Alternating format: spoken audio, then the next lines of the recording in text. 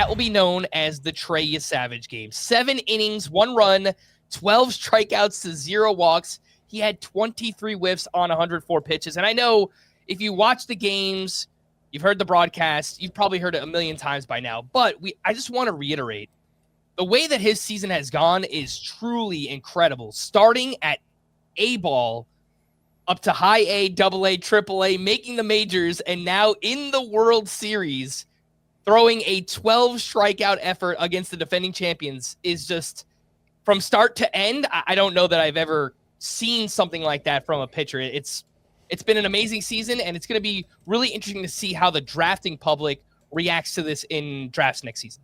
Yeah, I've been, as somebody who's done all his rankings now, obviously they're in a constant state of adjustment, and I feel like I'm going to have to adjust up here with Yesavage after this performance, because I'd been ranking him fairly conservatively. He'd had a few really eye-popping starts that I think have obviously caused his name value to rise, but it had been very hit or miss.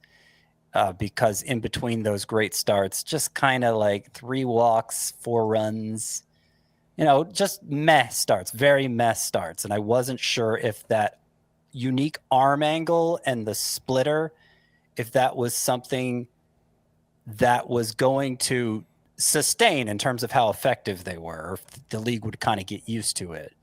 But now I think out of 9 starts regular season and postseason included, 5 of them have been straight up bangers. And what I particularly liked about this start against the Dodgers is it wasn't all about the splitter. The splitter was still great, but 14 of the 23 whiffs came on the slider. So we're seeing Yesavage, we're seeing him make adjustments against a team now that he's faced more than once, right? He started, when did he start? Game one, right? Yeah. So, he comes back against the same team and he makes some adjustments, and he has probably his best start yet, certainly his most impactful start yet. He is, I think, sort of uniquely well-suited to face this Dodgers lineup, which only really has 2.5 right-handed batters that you're really scared of, because he... including the minors, had a 650 OPS allowed against righties, which is really good. Against lefties, it was 430 or something. It was crazy low. Wow. He has massive reverse splits, and when you look at his pitches, it makes sense. He's got this crazy good splitter, but his slider also doesn't move to the glove side. It's a weird pitch that kind of moves like a screwball because he's so over the top in his delivery that most of his sliders move to the arm side, which is very odd. And that's usually how you get opposite-handed hitters out. You throw something that moves away from them. And so that, I think, makes him uniquely well-suited to get lefties out.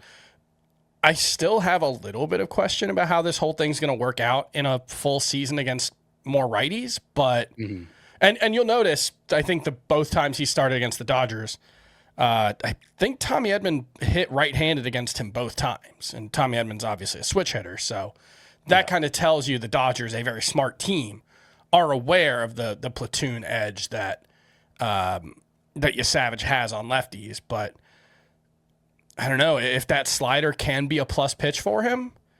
Maybe it doesn't matter, and he's just an ace. I think that's within the realm of possibility. And we were talking before the show that in your ranking, Scott, you had him behind Schlittler and Nolan McLean, kind of the 2 other big second half breakout rookie pitchers. I think Yesavage belongs in that group now. Yeah, so it's Schlittler, McLean, I have them 36 and 37. Emmett Sheehan, who's not a rookie, but he's obviously not very experienced as a starter and shows big upside. He was behind those 2. And then some veterans like Ranger Suarez and Nick Lodolo, and then you get to Yesavage, Mizorowski, and Bubba Chandler. So kind of a second cluster of rookies, half a dozen spots behind Schlittler and McLean. So I guess informal poll right now. Do you want Yesavage over Mizorowski? Yes. I think I would say yes. Yeah, And He's I more had already polished ranked as him a that starting way. pitcher. Yeah. I had already ranked him that way. Okay, so Yesavage over McLean? No, but Yesavage over Schlittler? I think that one's really close. Yeah. I like McLean, I think, more than Schlittler. I know Schlittler was really, really great in the second half as well. I think that's the right range. Those three should be basically clustered together. Yesavage over You have Emmett Burns Sheehan. ahead of all of them? Yes, I have Burns ahead of all of them. Yesavage ahead of Emmett Sheehan. Let's presume Sheehan has a rotation spot secured, and we know that going in. Would you take Yesavage? I think over I'd take Yesavage. Yeah, I don't think I would. I think right now I would rank it Chase Burns, McLean, Sheehan, Yesavage, Schlittler, and then Mazeroski. That's how I'd rank those. And just to fact check myself, he's made 8 starts in between the regular season and the postseason. Trey Yesavage has, and 4 of the 8 have been bangers. 4 of the 8 have been meh.